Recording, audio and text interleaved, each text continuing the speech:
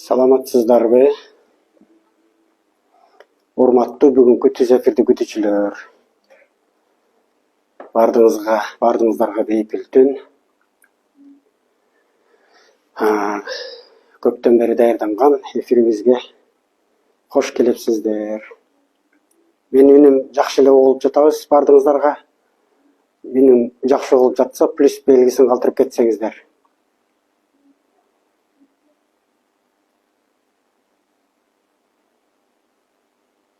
Менин үнүм угулуп атса, түз эфирге плюс белгисин калтырып кетиңиздер. Менин үнүм кандай угулуп жатат?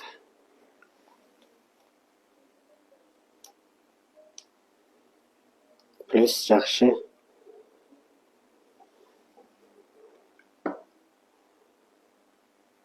Бүгүнкү түз эфирдин башында мен айтып кетейин. Биринчи мурдага обещать эткен. Эфирдин аягында берем. Ручка, тетрадь даярдап алсаңыздар, бул точкаларды порядогу менен жазып алыңыздар. Сөзсүз ручка, барак, тетрадь даярдап коюңуздар. Кээде эфир өчүп кетиши мүмкүн. Ошол убакта толук колдоно турган болуп, жазып алсаңыздар жакшы болот. Бардыгын жазып алыңыздар. Алейкум ассалам. Анан неменин эфирдин башында негизинен эле бул биринчи ошо цигун боюнча сөз кылмакпыз. Себеби негизинен эле ушул массаж жасаган адам, Кытайда бир жакшы сөз бар. Көргө жардам бере албайт дейт. Эгер мисалы бул сөз эми мындай грубый айтылган менен негизги чындыгында көзү көрбөгөн адамга кандай жардам бере алабыз? Биз ал бир жерге түшүп кетпес үчүн же бир жерге урунуп албас үчүн аны көзү көргөн адам жетелеп жол көрсөтөт. Ошол сыяктуу эгер адамдын өзүнүн энергиясы болбосо, мисалы жөтөл, мисалы ошол кандайдыр бир өпкөнүн, бир эле өпкөнүн эмес, бул жерде бир нече органдын энергиясынын жетишсиздигинен ошол жөтөл пайда болот. Ошон үчүн сөзсүз ошол ата-энелерди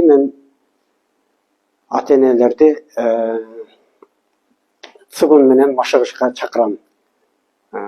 Себеби энергия өзүңүздөрдө болуш керек. Массаж жасаган адам өзүнүн энергиясынан, мисалы машина жүрбөй калганда, бир жүрүп аккумулятору жакшы иштеген машинаны алып келип, ток өткөргүч менен өткөзүп машинаны оталдырган сыяктуу, ошондой жардам керек. Ал үчүн адамда сөзсүз энергия болуш керек. Ошон үчүн бардыгыңыздарды желательно ошол цигун менен машыкканга чакырам. Цигун деген бул эч кандай динге тиешеси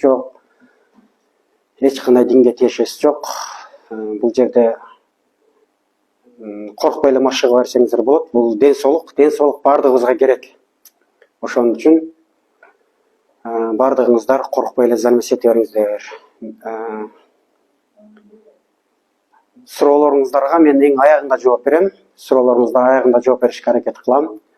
Кызыккан суроолоруңуздарды жазып кете бериңиздер. Анан ошол жакында мына бүрсү күнү жаңы курс баштаган атабыз. Күнүнө 2 маалдан сабак өтөбүз. Эртең мененки цигун биринчи ошол омурткаралык, негизинен бул омурткага арналган. Кытайда бул омуртканы бул старший господин деп коет. Жүлүн улуу мырза, жүрөктү кичүү мырза дейт. Анткени ошон үчүн улуу мырзаны, ал омуртка канчалык ийкемдүү болсо, адамдын ден соолугу дагы чың болот. Биринчи каарыганда адамдын омурткасы карыйт. Ошол сыяктуу омуртканы каарытпаш үчүн сөзсүз ошол атайын көнүгүүлөрдү жасоо керек. Ал үчүн негизинен ошол атайын көнүгүү, чанмингун деген көнүгүү, жүлүндүн ичиндеги омуртканы күчкө киргизүү. Омуртка канчалык жаш болсо, биз ошончолук ден соолугубуз чың болот. Ошон үчүн сөзсүз эртең мененки жакында өтө турган сабакта биринчи бөлүгүндө ошол чанмингун, омуртканы жашартуу.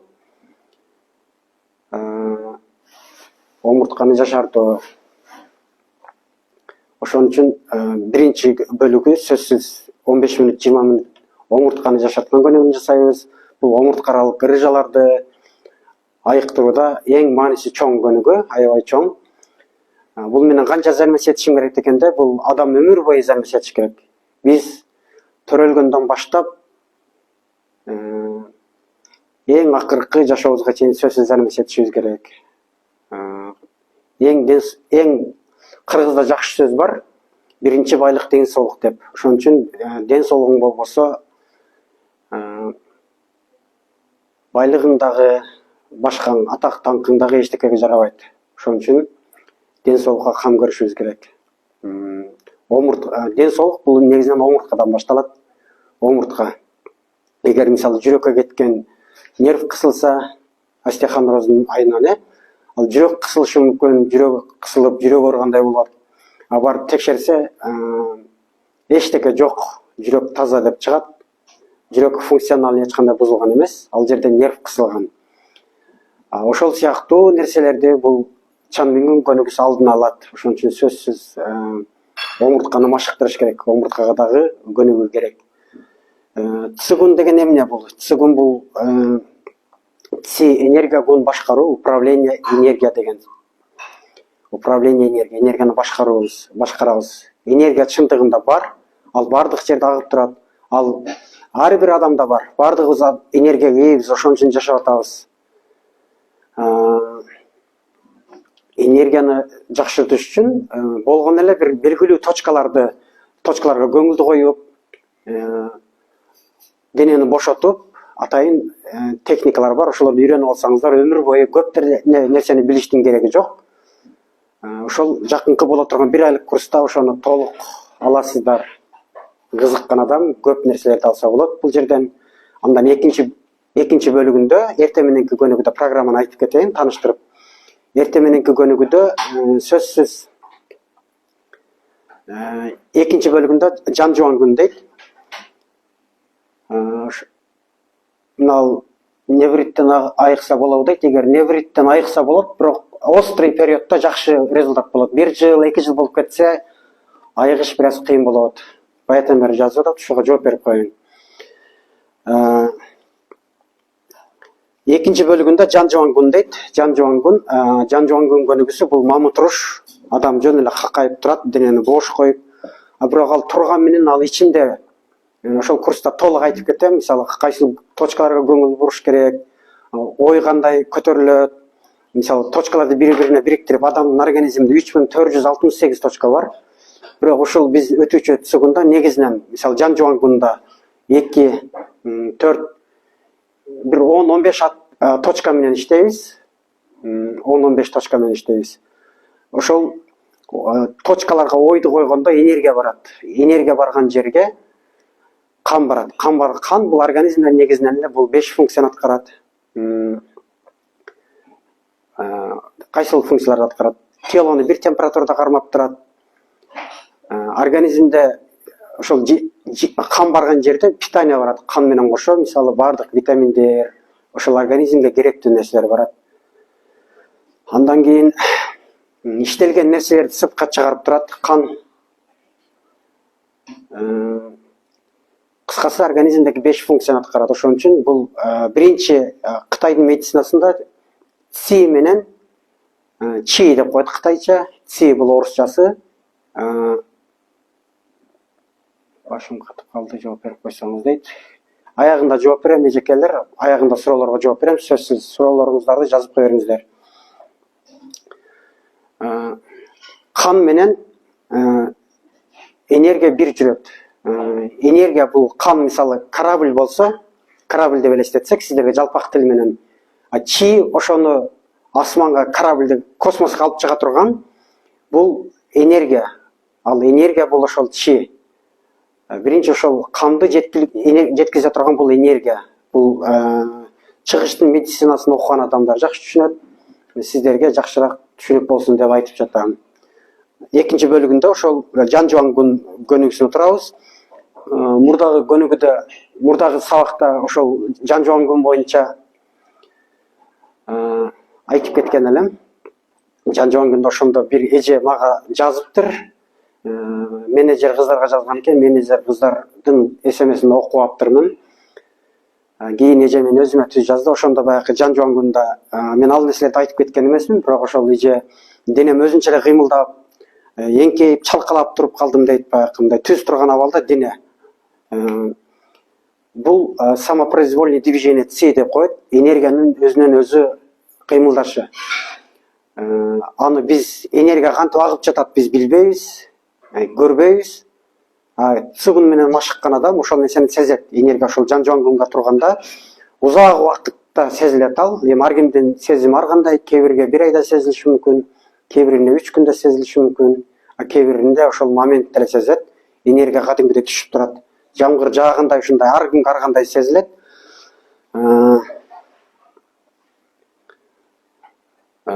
Ар кимге ар кандай сезилет. Ошол эжекенин айтуусу боюнча баягы чалкалап туруп бели ооруган адам ошол позада турганда чалкалап 1 саат, жарым саатка чейин туруп калышы мүмкүн. Бирок ошондой турган убакта жөнөкөй эле турса, цигун жасабай, ал адам антип 5 мүнөт дагы тура албайт. Ал эми цигун жасаганда ал ошол дене ошол энергия агып ошол позага өзү алып келип коет. Бул жерде атайлап жасабайбыз ал движениени, ал дене өзү жасайт. Кээде кол кыймылдашы мүмкүн. Ошол көнүгүүнүн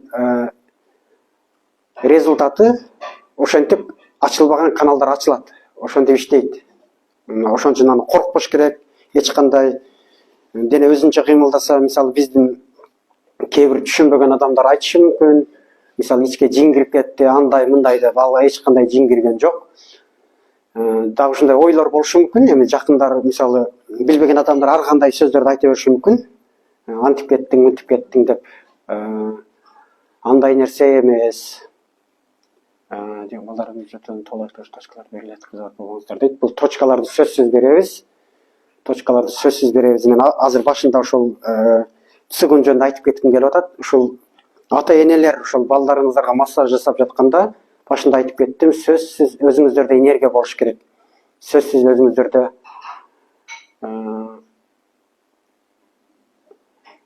өзүңүздөрдө энергия болуш керек. Анан сөзсүз бул балдардын жөтөлүндө. Балдардын жөтөлүндө бул биринчи эне өтө жооптуу. Ошон үчүн энелер сөзсүз машыгышыңыздар керек. Энелер туура тамактаныш керек. Кытайдын медицинасынын теориясында бул өпкө бул темир, металлга кирет. Темир, металл. Металл жер, темирди биз кайдан алабыз? Темирди жерден алабыз. Жер бул ашказан. Ошон үчүн баланын ашказандын энергиясын көтөрүш керек. Ашказан эмне? Бул тамак, жакшы күчтүү тамак жеш керек. Эне сөзсүз жакшы тамактарды жеш керек. Эне күчтүү тамак жеш керек. Эгер эмчектеги бала болгон болсо, эгер тамак жеп калган бала болсо, анда балага жакшы тамак бериш керек. Витаминдүү тамактарды бериш керек. Таттууларды бербеш керек. Көп таттуу жеген бала организмде влажный какырыктар көп болот. Ошон үчүн ширин нерселерди аз жеп, эне эгер ширин нерселерди аз жеп, ысык тамактарды көп жеш керек. Мисалы, имбирный чай ичиш керек. Балдарга бул жөнүндө да аягында айтып кетебиз. Ал эми ошол жакында өтүүчү 21-нде бүрсүгүнү башталуучу цигун курстары боюнча экинчи бөлүк күнүнө 2 маалдан займаштайбыз. Эртең менен 5тен дейбиз, бирок 5тен адамдар турушу кыйын, бирок 5:30дан саат 6:30га чейин тренировка кылабыз. Бул эң жакшы убакыт, өтө сонун убакыт, энергиянын бул эң пайдалуу убактысы. Ошол эртең менен болот. Ошон үчүн айрыкча ошол өпкөсү ооругандарга эртең менен бул 5теги тренировка аябай маанилүү, жакшы болуп эсептелинет. Кечкисинде эмне болмок? Кечки цигунда, кечки цигун кечинде. Кечки цигунда Хуньюангун цигун бул космический цигун, медицинский цигун. Хун юан деген бул космос дегенди түшүндүрөт. Хуньюан, Кытай тилин билгендер буну түшүнөт. Хуньюангун кытайчасынан. Космический цигун бул лечебный цигун болуп эсептелинет. Ошонун толук аласыздар. Хуньюангундун биринчи бөлүгүн ошол 30 күндүн ичинде бүтүрөбүз. Андын аягында жан жуангунду күндөн күнгө көбөйтөбүз. Барып акырында жарым саатка чейин турабыз. Негизинен бул ошол бул немеде жан жубан күнгө көбүрөөк көңүл бургум келип атат. Бул цигундун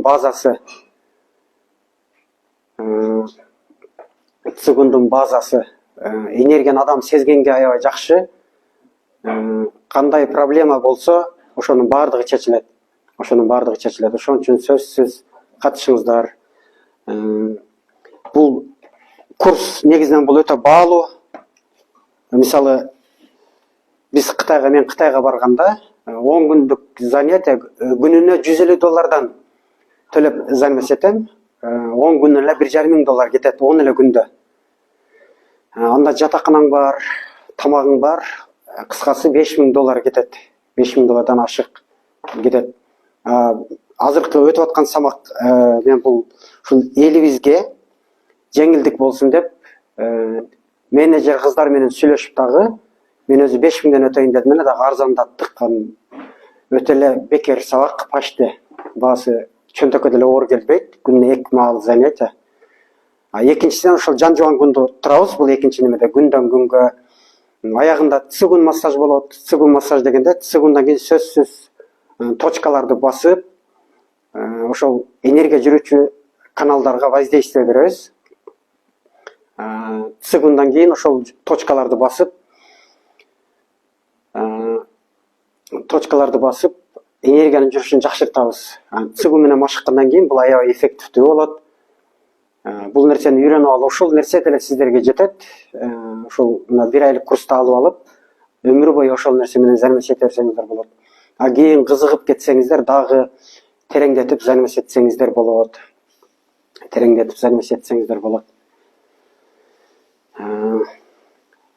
Цигун бул негизинен бул өтө баалуу нерсе, түшүнгөн адамга. Эң баалуу адамга бул ден соолук. Ден соолукту бул цигун кайтарып берет. Конечно, биринчи Алладан, бирок бул ошо цигун деле кытайларга Аллах кытайлар аркылуу берилген. Бул кытайлар ойлоп тапкан эмес. Бул нерсени ошол Алла Таала кытайлар аркылуу бизге ушул дүйнө элине жайылдырган. Эми дагы кандай кичине сөзсүз ручка кагаз алып алсаңыздар, азыр негизги сабакка өтөбүз. Негизинен бүгүн мен 10 точканы берем. Бул базовый точкалар. Ушул нерселерди жасасаңыздар, балдарга жакшы жардам болот. Балдарга жөтөлгө кандай жардам берет дейт. Балдарга ошол мен азыр ошол точкалар жөнүндө айтып берем. Ручка, тетрадь алып алып, ошолорду жакшы жазып алсаңыздар, өзүңүздөргө түшүнүктүү кылып. Негизинен айтып кеттим. Балдарга негизинен бул өпкө бул темирге кирет. Темирди күчкө киргизиш үчүн бул жерди күчкө багыш керек. Жер бул ашказан. Тамакты жөндөп жешибиз керек. Эгер эмчек эмизген болсоңуз, эне ошол витаминдүү тамактарды жеш керек, эт жеш керек. Өпкөгө бул жылкынын эти жакшы.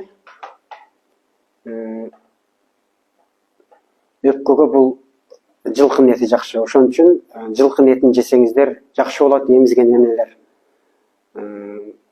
Сөзсүз эне биринчи өзүн караш керек. Жаш бала, айрыкча мындай эмчектеги бала болгон болсо, 1-2 жаш болгон болсо, бул баланын ден соолугу бул энеден көз каранды.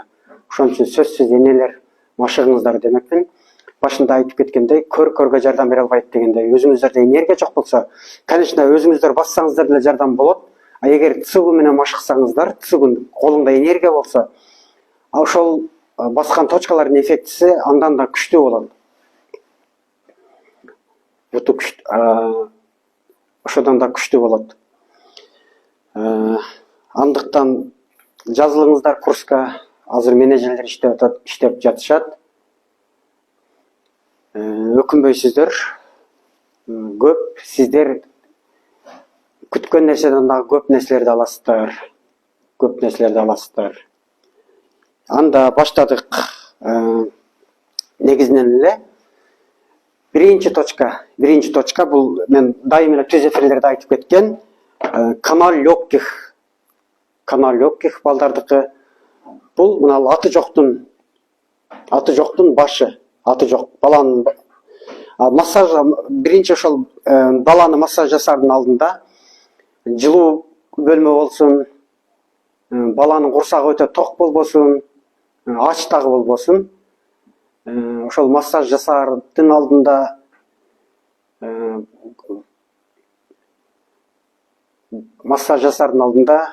бала сөзсүз курсагы 1 саат мурун тамактаныш керек. Бөлмө жылуу болуш керек. Масло, кандай масло? Денени жасаганга кунжутный маслоны колдонобуз. Балага эң жакшысы бул кунжутный масло. Ал эми жөтөл болгондорго, жөтөл болуп аткандарга азыр аптекаларда деле сатылат. Имбирный маслону кошуп, тамчы, мисалы 100 грамм маслога бир 10 тамчы имбирный маслону тамчылатып койсоңуздар дагы жакшы болот. Имбирный масло. Ушул точкаларга деле мисалы мынакей биринчи очищение деп коет. Биринчи баланын өпкөсү организмде бир аз башкачараак. Мисалы бул аты жоктун мына чыпалактын башы канал, өпкөнүн каналы. Негизинен бул чоң кишилерде, бардык эле адамдарда негизинен өпкөнүн каналы мына бул жерден башталып, колдун иш жагы менен келип баш бармактан бүтөт. Ушул жолду деле ушул жолдордун стичат этип койсоңуздар болот. Бирок бул стичат эткенде аягында жасайсыздар. Эң биринчи точка ушул немеден башташыңыздар керек. Баланын өпкөнүн каналы. Разминание деп коет. Разминание дегенде мисалы мына ушул аты жоктон жазып алыңыздар, сөзсүз жазып алыңыздар. Аты жоктон мына бул жакка карай маслону шуап, жумшак, өтө катык баспайсыздар. 100дөн 500ге чейин эсептеп жасайсыздар. 100дөн 500ге чейин. Бул аты жокту мына бул жерин бассаңыздар дагы болот. 100дөн 500ге чейин эсептеп жасайсыздар. Көңүлүңүздөрдү ошол жерге коюп,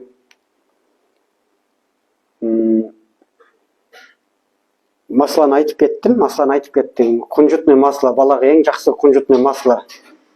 Оливковое масло болбойт, кунжутное масло. Кунжутный маслону колдоносуздар. Бул биринчи точкасы. 500ге чейин жасайсыздар. Эки колун тең 500 жолду жасайбыз. Андан кийинки манжалардын мына баланын мисалы мына муштум түйүлгөндө мынакей колдордун мисалы мына кыр ушул эми мына сиздерге көрсөтүш үчүн мен муштумду түйүп көрсөтүп атам. Баланын колу да ачык болот. Мына ушуларды разминать этебиз. Ушуларды ар бирин разминать эткенде мисалы мына бул жакка карап бир 200 жолу, анан бул жакка карап бир 200 жолдан жасайбыз. Мына ушул колдун бармактардын мына мындай бүгүлгөндө мындай турган жерлери сиздерге кантип түшүндүрүштү билбей атам. Мына манжалар бүгүлгөн жери, муштум түйүлгөндө манжалардын неме болгон жери түз. Бул жактарга карап, ошол жерден баштап жогору карап. Муну дагы бир 100дөн 500ге чейин кыласыздар. 100дөн 500ге чейин. Андай кылгандан кийин анан ушул ар бир ошол манжанын башын басып чыгабыз. Ошол баягы жерлерди басабыз. Бул басканда ар бир точканы бир 3 мүнөттөн басабыз. Ар бир жерин 3 мүнөттөн басып чыгабыз. Өтө катык баспайсыздар, тырмак менен катык баспайсыздар. Өтө деле жумшак баспайсыздар, мындай воздействие кылыш керек да. 1, мисалы 2, 3, 4 деп ушинтип эсептеп 3 мүнөткө чейин, ар бир точканы 3 мүнөткө чейин басабыз. Бул экинчи точка. биринчи точканы айтып кеттик. Биринчи точка бул аты жок. Аты жоктун башы. Аты жоктун башын бул жакка карай разминание, бул очищение деп неме аталат. Жогорудан бармактын мына алаканга көздөй сүртөбүз. Алаканды көздөй сүртөбүз. Аты жок. Баланын аты жогу. Оң кол, сол кол айырмасы жок. Оң кол, сол жок. Айырмасы жок. Бул жакка карап сүртөбүз. Андан кийин басабыз. Мынакей бул жерин баланын ушул аты жоктун ошол тырмакка жакын жерде колдун ортосун басабыз. Буну дагы бир 500ге чейин же болбосо бир 3 мүнөткө чейин неме басабыз. Андан кийинки точка бул алаканда. Мына ушул жерде эми ушул жерде правила бар. Сол алаканды почасовой айлантабыз. Мына алакандын так ортосу бул 8 символов деп коет. Алакандын так ортосу. Алакандын так ортосун сол колду бул энергияны күчөтөбүз, энергияны жогору карап көтөрүлөт. Бул жерде сол колду почасовой айлантабыз. Саат чебесине карата. Сол баланын сол колун, сол алаканын. Баланын сол алаканын. Алакандын так ортосунан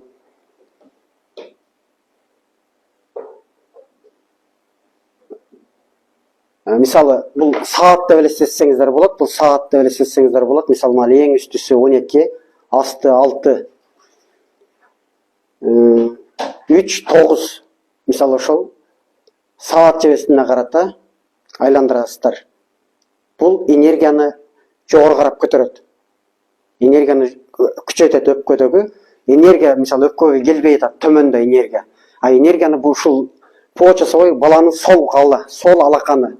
Сөзсүз сол алаканды жасайбыз. Сол алаканды жасап, оң алаканды против часовой айландырабыз. Ушуну дагы бир 500 жолдорун жасайсыздар.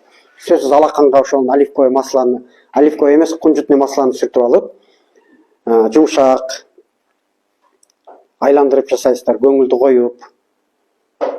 Бул дагы бир 200дөн 500ге чейин жасайсыздар. Өтө катык баспай. 500 жол, канча жол дейт? 500 жолга чейин басабыз. 500 жолга чейин басабыз. Биринчи сол колду почасовой, оң колду против часовой кылабыз. Оң алаканды против часовой. Оң алаканды саат чебесине каршы. Саат чебесине каршы. Мисалы баланын алаканын карап, ошого баланын алаканы мисалы саат катары көрөсүздөр дагы ошонун против часовой айландырабыз. Бул дагы 500 жолу болот. Бул 3-чү точка болду. 3-чү точка. Андан кийинки точка бул Танжун точкасы. Мурдагы мен баягы видеодо баягы жөтөлгө баягы уруш керек деген точка баягы. Бул Танжун деген точка. Ушул центр груди деп аталат бул точка. Баланын, мисалы жаш баланын эмчегинин эки эмчектен так ортосу. Бул жерде мына ушул жерге масланы көкрөккө сүртүп, жогору карап сүрөбүз. Ушул Танжундан мына Тянту деген точка, ушул жогору карап сүртөбүз. Ушул точканын өзүн акырын өтө кызартпай, өтө катуу чымчыбай активизация кылабыз ошол точканын ортосун. Мындай мындай кылып туруп неме кылабыз, кармап, терини кармап туруп мындай кылып бураган сыяктуу кичине чымчып. Бул дагы бир 100 жол кылсаңыздар болот. Андан кийин жөн акырын алакандар менен масла менен же ушул немелерди айландырсаңыздар болот. Ошол точкага воздействие беребиз, центр грудиге. Бул дагы 500 жолу. Андан кийин мындан жогору карап көтөрөбүз. Мындан жогору карап көтөрөбүз. Ошол Танжун точкасынан бул жакка карап, жогору карап сүртөбүз. Мына бул жерде баланын мисалы чоңдордо мисалы Тянту деген точка. Ошол Тянтуга чейин көтөрөбүз. Тянтуга чейин көтөрөбүз. Баланын көкрөгүнө бала чечилип жатат, сөзсүз чечиндиребиз. Анткени анын аркасында дагы массаж жасайбыз. Ошон үчүн бөлмө сөзсүз жылуу болуш керек. Кунжутный маслону колдонобуз.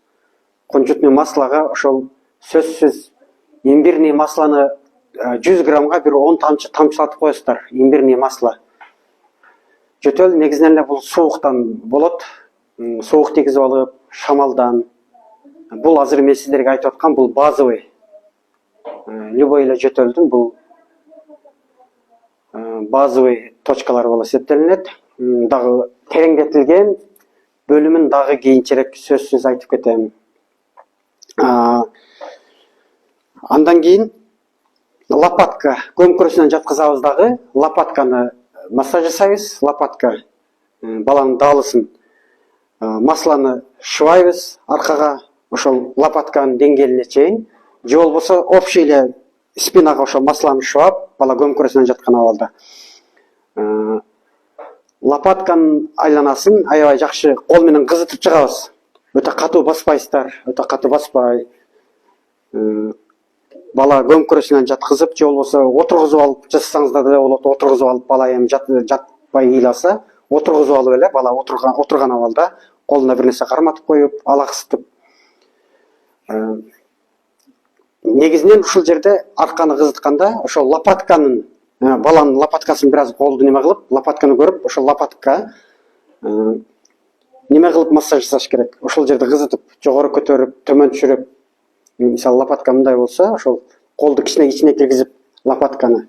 Балдардын лопаткасы чыгып эле турат, даалысы жабышпайт. Ошол жерде кызыгыча, ысыгыча жасайбыз. Кызыгыча жасайбыз. Андан кийинки точка фейшу деген точка. Фейшу бул 3-чү грудной омурткада, 3-чү грудной омурткада. Мисалы мына эңкейгенде чоң болуп чыгып турган омуртка бул даажуй деген, бул большой позвонок, бул 7-чи моюн омуртка болуп эсептелинет. Ошол чоң омуртканы тапкандан кийин, ошодон кийинки омуртканы мындай кармап, ошодон 3 омуртка төмөн түшөбүз.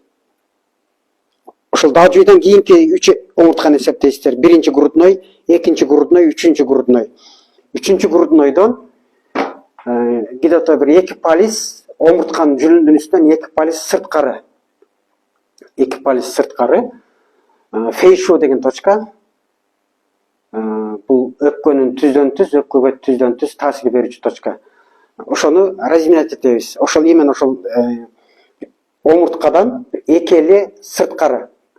Омурткадан экели сырткары.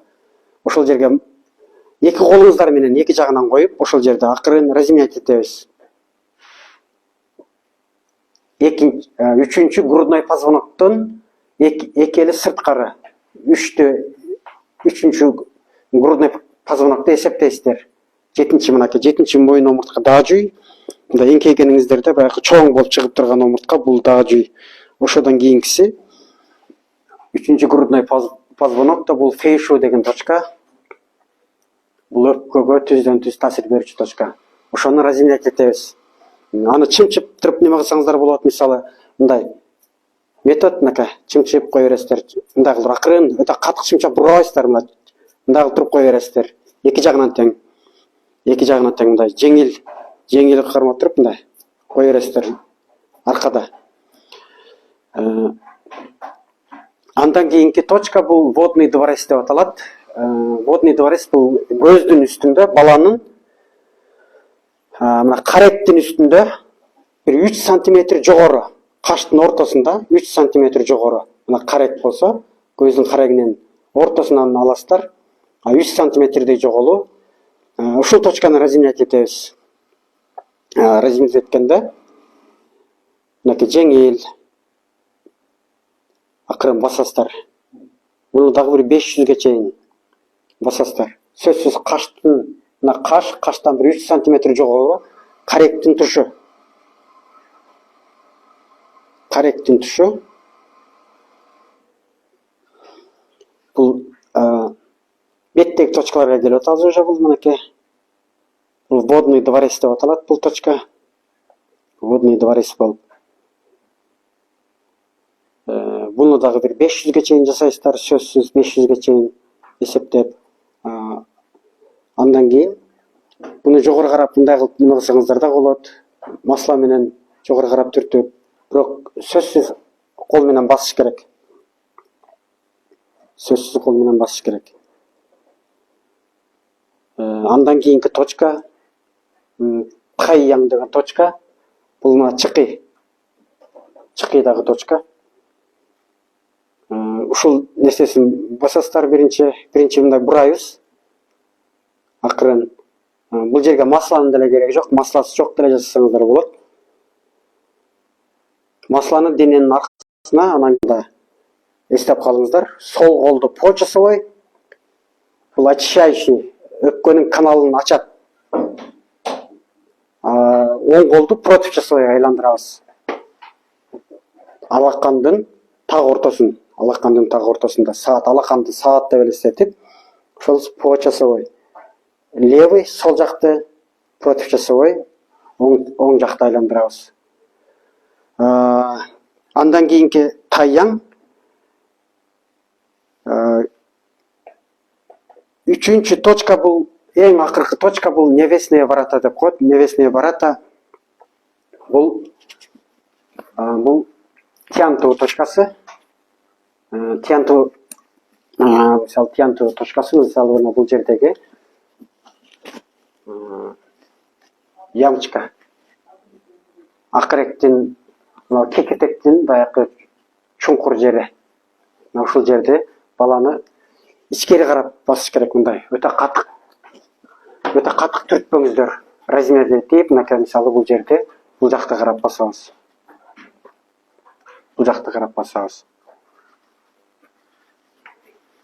Эң акыркысы мына буну дагы бир 500ге чейин, болбосо мында акырын деле укаласаңыздар болот. Ошол жерде акырын укалайсыздар. Андан кийин мына ушул точкадан, Тянту точкасынан, бул жактан төмөн карай мына Танжун точкасына чейин дагы разминать этебиз. Разминать эткенде майды ошол жерге шыбап алып, акырын колуңуздарды кызытсаңыздар болот, же болбосо төмөн карап сүртөбүз. Танжун точкасына чейин.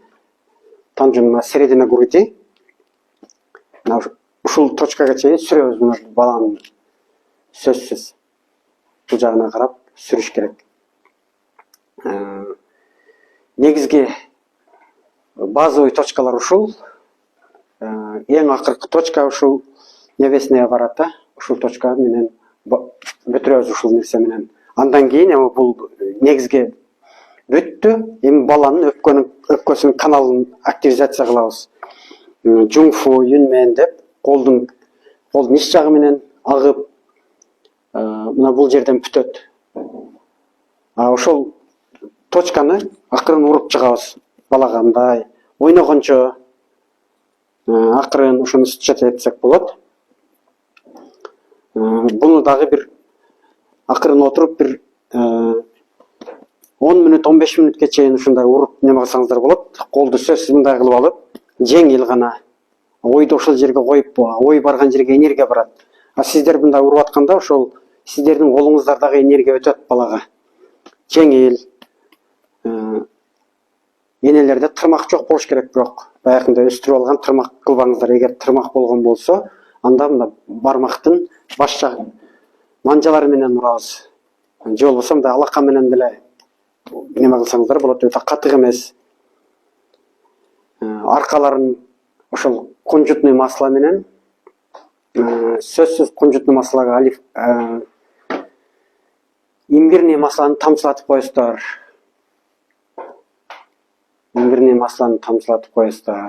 Негизинен ушул базовый точкалар ушул 10 точка. Ушул 10 точканы жакшы колдонуңуздар. Сөзсүз бирок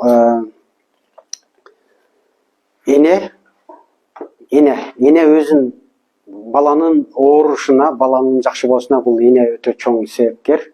Ошон үчүн энелер, сиздер өзүңүздөр энергичный болуңуздар. Эне энергичный болсо, эне өзүн лечение кылыш керек. Мындайча айтканда, тамакты күчтүү жеш керек. Балага күчтүү тамак бериш керек. Мисалы өз алдынча тамактанган бала болсо, балдар көбүнчө мисалы чипсиге жакын, тамак жебей шоколад жеп алып деле ширин печеньелерди жеп алып тамак жебеши мүмкүн. Ошон үчүн балдарга сөзсүз жакшы тамак бериш керек. Ал эми эмчектеги бала болсо, жөтөлүп аткан болсо ушуларды жасап, эне күчтүү тамак ичиш керек. Сөзсүз эне күчтүү тамак ичиш керек. Эне мен аппетитим жок дебей, эне сөзсүз күчтүү тамак ичиш керек. Ошондо гана бардыгы жакшы болот. Бул канча убакыт жасаш керек дегенде, күндө жасалыш керек. 10 күн, 15 күн баланын организми жакшырганга чейин күндө жасаш керек. Бир эле күндө результат болуп кетиши кыйын. Ошон үчүн күндө жасаш керек. Көңүлдү коюп, ниет кылып. Булар жакында эле ойлонгон нерсе эмес. Булар кылым, канчалаган кылым бою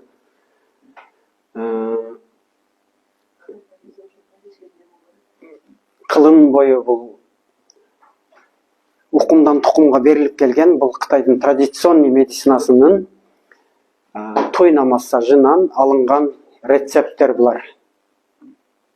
Кытайда негизинен эле дары беришке алар шашпайт. Алар биринчи туура тамактанып, андан кийин ошол активдүү точкалар менен иштешет. Ушул мен сиздерге бүгүнкү бере турган точкалардын бардыгын айтып бүттүм. Бардыгыңыздар жазып алдыңыздар деп ишенем. Порядогун ошол айтып кеткен боюнча порядок ошол. Сөзсүз ошолор менен жасайсыздар. Масло, кунжутный масло болсун. Кунжутный маслону мисалы чоң супермаркеттерден табасыздар. Чоң супермаркеттерде ошол кунжутный масло деп ошол кунжутный маслону колдоносуздар. Масло муздак болбосун. Массаж жасаардын алдында ысык сууга салып, ысытып, бир аз ысытып, өтө ысытпайсыздар. Муздак болбосун, холодильниктен алган боюнча жасабайсыздар. Сөзсүз 100 грамм маслога 10 тамчы имбирный маслону тамчылатып коюңуздар. Имбирный масло деген бар. Азыр баягы аптекалардан карасаңыздар болот. Болбосо жөнөкөй эле обычный имбирдин согун кошуп койсоңуздар болот. Имбирди теркадан өткөзүп, сыгып, ошол имбирдин суусун кошуп койсоңуздар да болот, эгер масласын таппасаңыздар. Эми суроолорго өтсөк, суроолорго кандай суроолор болду? Оруп кыйналып. Башынан баштап.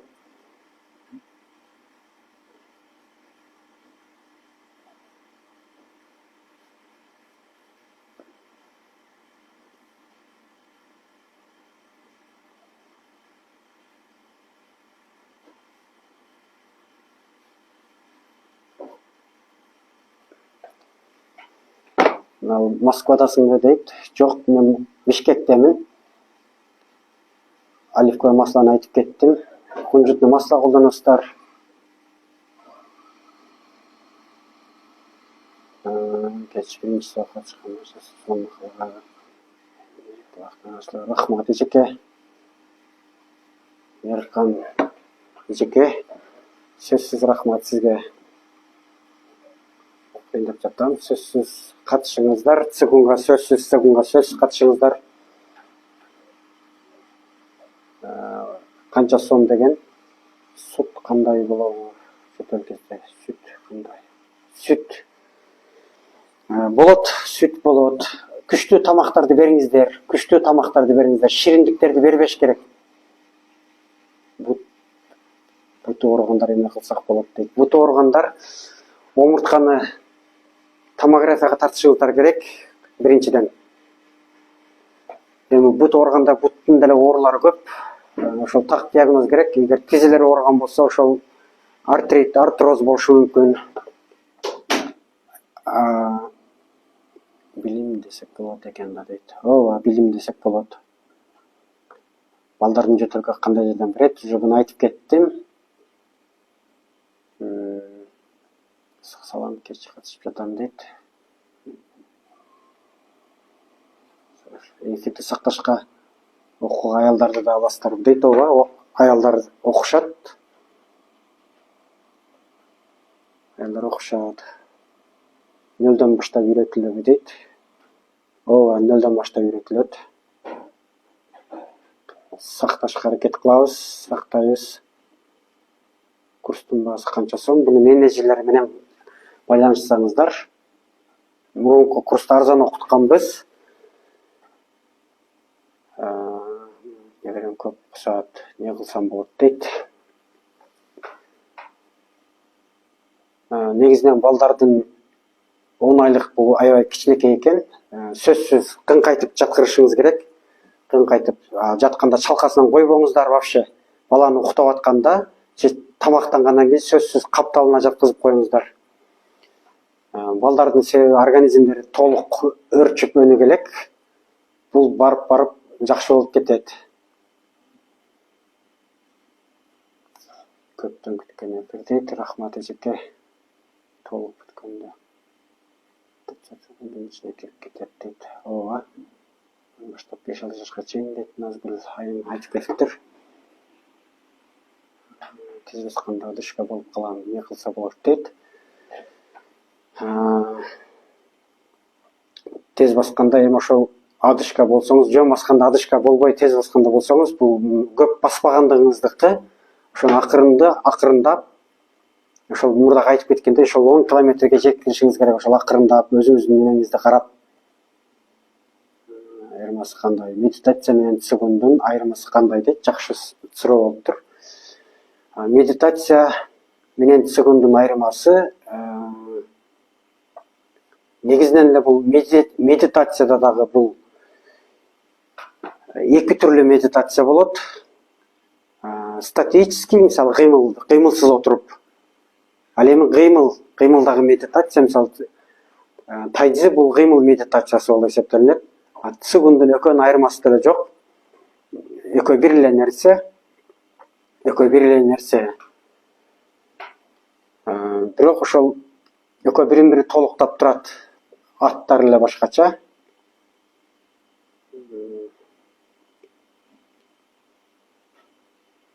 Рахмат. Жазып алсаңыздар жакшы. Сол бутун белим ооруп жатат. Томографияга түшүшүңүз керек.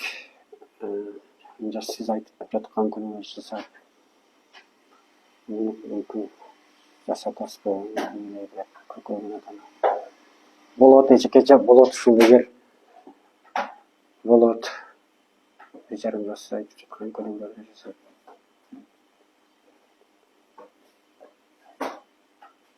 Кандай берет?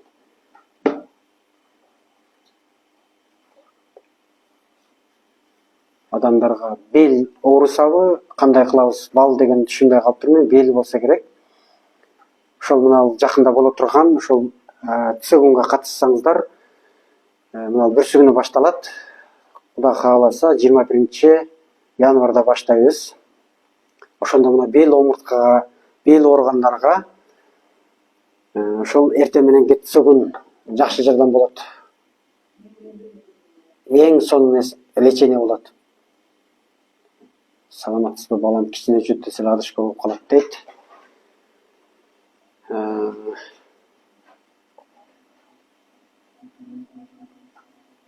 Ушул азыркы базовый берген точкаларды, ушул системаны ушул боюнча жасаңыз, ушул балаңыздын жөтөлү калат. Канча жашта ошол дагы маанилүү. Кандай кошо зимбирди. Кунжутный маслага. Имбирден 10 эле тамчы кошосуздар, көп кошпойсуздар. Башка чейинки куракка жарайт точкалар. Бул жаңы төрөлгөндөн биринчи, экинчи класстын балдарына чейин 10 жашка чейин деп коелу, 10 жашка чейин. Ушуну мына саламатсызбы, кызым жөтөлү кетпей жатат. 2,5 жаш дейт. Ушуга жакшы жардам бериңиз, ушуну бериңиз. Анан сөзсүз мына 2,5 жашар бала чоңоюп эле калыптыр. Мачиха ошону кайнатып, 2 кашыктан ичирсеңиз болот. Ошол түшкө чейин гана ичиришиңиз керек. Ушул жөтөлдү жакшы жардам берет.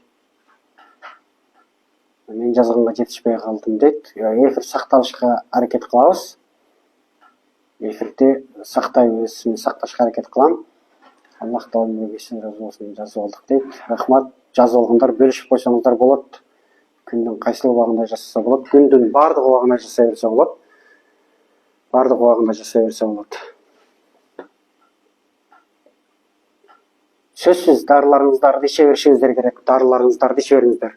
Врачтар жазган нерселерди жасаңыздар. Бирок дары баланын организмин ослабить этет. Ошон үчүн негизинен эле сөзсүз эгер эмизген болсоңуздар, энелер өзүңүздөр жакшы тамак жеңиздер, күчтүү тамак жеңиздер. Кышта жылкынын этин жеш керек. Эне, жылкы, тайдын эненин каны аркылуу балага питание болот. Ошон үчүн темирди күчкө киргизиш үчүн бул жерди багыш керек. Жер бул ашказан. Балага дагы күчтүү тамак бериңиздер. Жакшы тамактандырыш керек. Кызым отуруп турган кезде каршылдап турат. Кызым 19да отуруп турган кезде каршылдап турам. Ооруп кетип калат. Кандай кеңеш бересиз? Биринчиден, кырсылдаса буга коллаген бериш керек. Анан глюкозамин ушундай баттарды, ошо глюкозамин, коллаген ошолорду ичиш керек. 19 жаштагы кыздын тизелери өзү карсылдабаш керек болчу. Ошол микроэлементтер жетишпегенден болуп жатат болуш керек. Ошол глюкозамин менен коллаген ичиңиздер.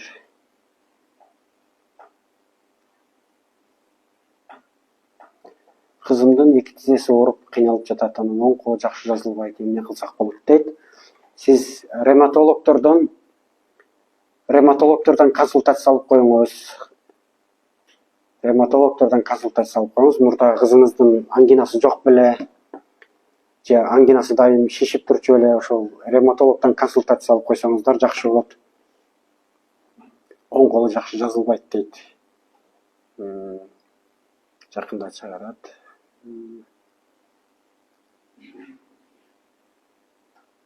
Башында бир эже ушул чоң адамдарга кылса болот. Жок. Чоң адамдарга болбойт, чоң адамдарга башка. Бул баланын организми, бул башкача.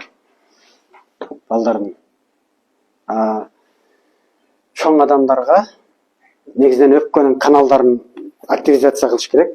Эң жакшысы жөтөлгө чоң адамдарга мачка. Ошону ичиңиздер. Буну биринчи түшкө чейинки гана ичиш керек. Жылуу кичинекей термозго демдеп алып, ошону ичиңиздер. Жөтөлгө эң жакшысы ошол. Анан тамакты күчтүү ичиш керек. Анан сары май дагы жакшы. Айылдан апамдарга жөнөтөт элем дейт. Сакташка аракет кылабыз.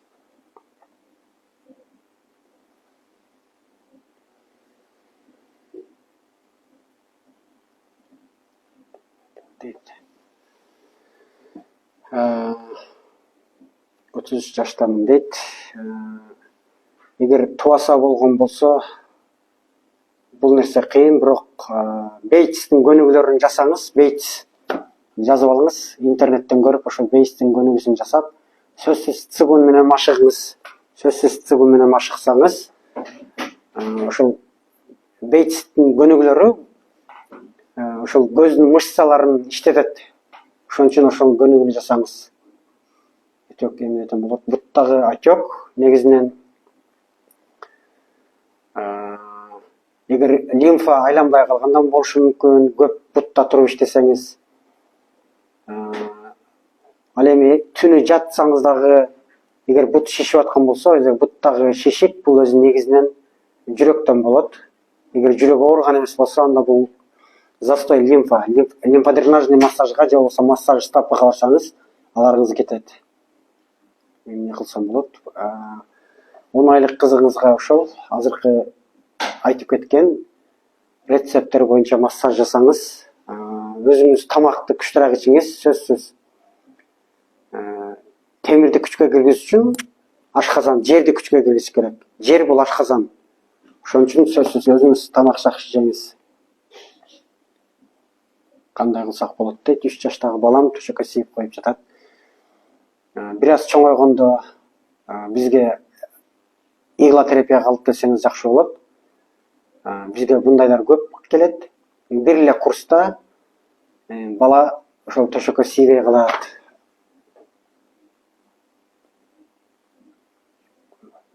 Ооба, моюнда кыржоо болсо баш айланып, түндө чочуп кетиши мүмкүн. Анткени чочуп чочуп кеткениңиз, мээге кислород жакшы барбай, ошодон уйкуңуз жакшы болбой чочушуңуз мүмкүн. Көп жотолот жолдошум бал тартып жатат, эч нерсе болбойбу дейт. Эгер бал тарткан эчтеке болбойт, бирок лучше кызыңыз канча жашта? Эгер аллергический болсо, мисалы, кээде балга да аллергия болушу мүмкүн. Анткени бал бул ар кандай гүлдөрдөн, чөптөрдөн топтолгон нектар. Ошон үчүн кээде аллергичный жөтөл болгон болсо, анда болбойт. Эң негизгиси эле ошол математика жакшы. Шаркыздын кечинде учурга сүйүп коюп жатат, эмне кылсам болот дейт. Кызыңызды иголкага алып келиңиз, эгер Бишкекте болсоңуз. Бишкекте турабыз. Бир курс лечение деле балдар ошол энурези жоголот. Кай жерде болот дейт.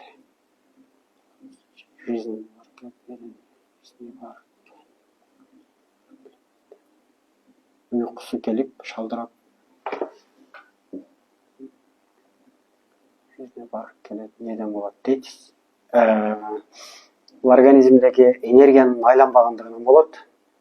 Энергия хаоста, ар жакта. Ошодон да адам алсырап шалдырайт. Витаминдерди ичиш керек, сөзсүз.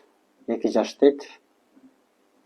Аяғына чейин отурдум дейт, азаматсыз. Мен катышам курска, күтөбүз. Мен жазып алдым баарын, азаматсыз. Сиз неге Кытайлардын кийимин кийесиз дейт. Бул менин имиджим.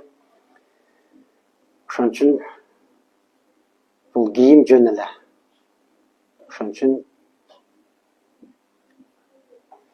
мен ошол Кытайлардын кийимин образ берет, адамдарга жакшы. Ошон үчүн мен ушул нерсени кийем. Мен берип аткан нерселер булар бардыгы Кытайдын илиминен алынган. Буну мен өзүм ойлоп тапкан жокмун. Бул кылымдан 5000 жыл изилденип келаткан Кытай элинин илимдери. Ошон үчүн мен ошо Кытайдан окугам, Кытайдан окуп турам азыр деле. Кытай агайларым бар, кыргыз агайларым бар, бирок ушул жолго негизинен биринчи мен кыргыз агайларымдын жардамы менен келгем. Мен эң биринчи агайым Медер агай, Медер Бишкек. Устатым Медер агай. Андан кийинки улуу устатым Макен Исаков. Ушул 2 адамдан мен үйрөнгөм бул нерсени. Андан кийинкилерин толук бардыгы мен Кытайдан үйрөндүм. Жол көрсөткөн агайларым, алар деле ошол бардыгын Кытайдан алышкан. Уктап жатканда бутумдун тарамышы туюлуп, башка кайрылып кетет. Сразу тура калып кармап калам, кандай кылса болот. Сиз калий, магний ичип коюңуз. Эжеке калий, магний жетишпегенден ошол булчуңдар түйүлөт. Булчуңдун негизинен бул тарамыштарга бул боор жооп берет. Ошон үчүн боорду тазалаш керек. Негизинен микроэлементтер ушул калий, магний жетишпейт. Ошол калий, магний ичсеңиз, ушул бутуңуздун тырышкандары жоголот. Эфир аябай пайдалуу болду дейт. Рахмат. Кеңеш бересиз. Валькуска негизинен эле бул физкультура, көнүгүү жасаш керек. Апам тизем ооруп жатат деп көп айтат, эмне кылсам болот дейт. Канча жашта апаңыз? Негизинен эле бул тизен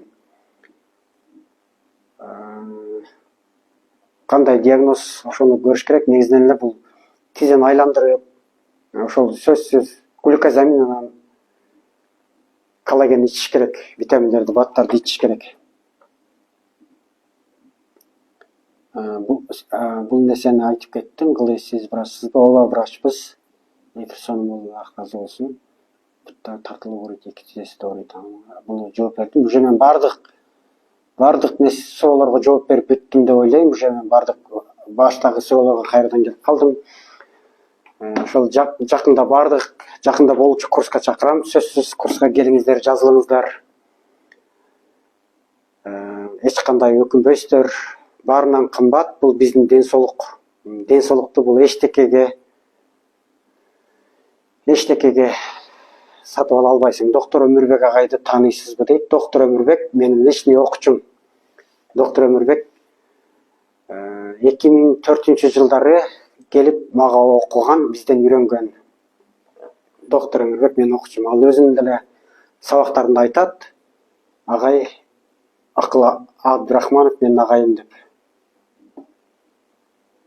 Менде коллаген бар дейт. Ошол цигунга жазылыңыздар. Мен катышамын агайды мурда 2010-жылдан бери тааныйм дейт Бегимай. Рахмат эжеке Бегимай. Катышыңыз, сөзсүз катышыңыздар.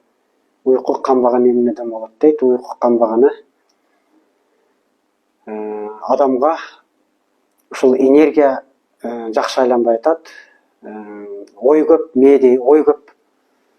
Адамдан ушул эмоциялар башкарып алган, ушул эмоцияны тынчтандырыш керек. Моюндун кыржасы негизинен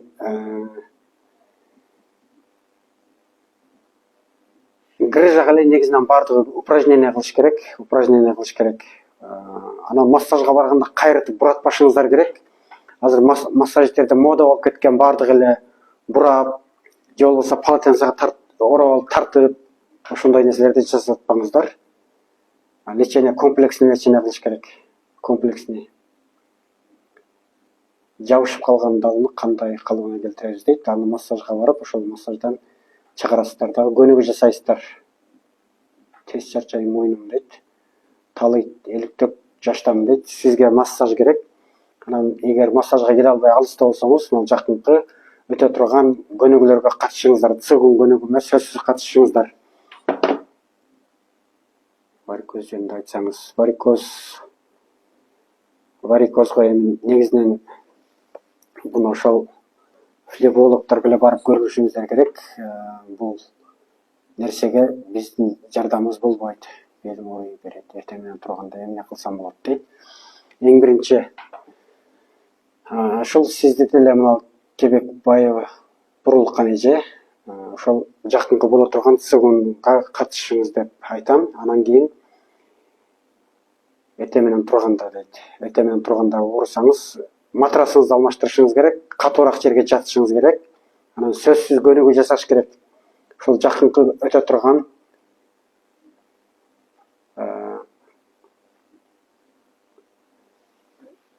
цигунга сөзсүз катышыңыздар. 15 жаштагы эркек бала сийип коет, кандай кылсак болот? Бишкекте болсоңуздар келиңиздер. Аябай жакшы жардам болот. Иголка керек, бул балага иголка керек. Түндө буттун тарамышы түйүлөт. Бул ушул бордон калий, магний ичип коесуңуздар.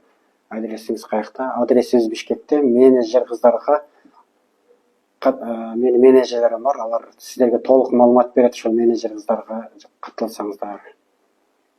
Төбөм эле ооруйт, давлением норма эле болот, өлчөсөм дейт.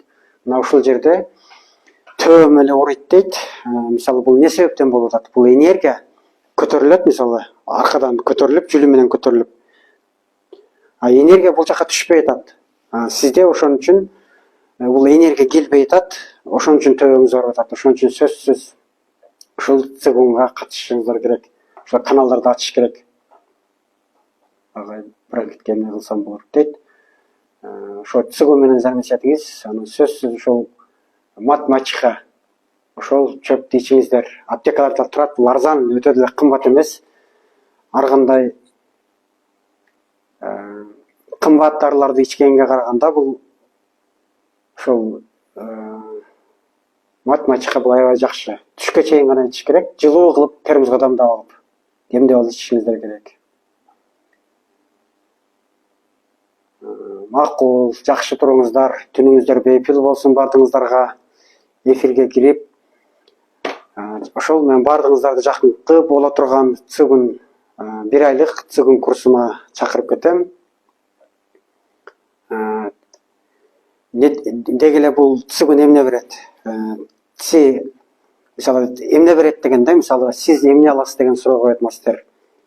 Эгер сиздин ден соолугуңуз болбосо, сизге ден соолук берет. Эгер жан дүйнөңүздө тынчтык болбосо, жан дүйнөңүзгө тынчтык берет. Эгер сиздин ден соолугуңуз болсо, жан дүйнөңүздө тынчтык болсо, анда сөзсүз ийгилик сиз тарапта болот. Алдыга койгон максаттарга жетесиздер. Ден соолугу мисалы Адам 100% энергия менен иштеш үчүн сөзсүз ден соолугу мыкты болуш керек. Жан дүйнөдө тынчтык болуш керек. Ошондо гана адам 100% энергия менен иштейт. 100% менен иштеген, энергия менен иштеген адамдар сөзсүз ийгиликтүү болот. Ошон үчүн ийгиликке жетиш, алдыга койгон максаттарга жете албай жүргөн адамдарга дагы сөзсүз цыгын менен машыгыңыздар деп айтмакмын. Бардыгыңыздардын түнүңүздөр бепил болсун. Кандай кийинки воскресеньедагы ушундай түз эфир болот. Түз эфирлерге дагы катышыңыздар. Жакынкы боло турган цыгын көнөгөлөрүмө сөзсүз катышыңыздар. Менеджер кыздар менен байланышыңыздар. Бейпил түн бардыгыңыздарга.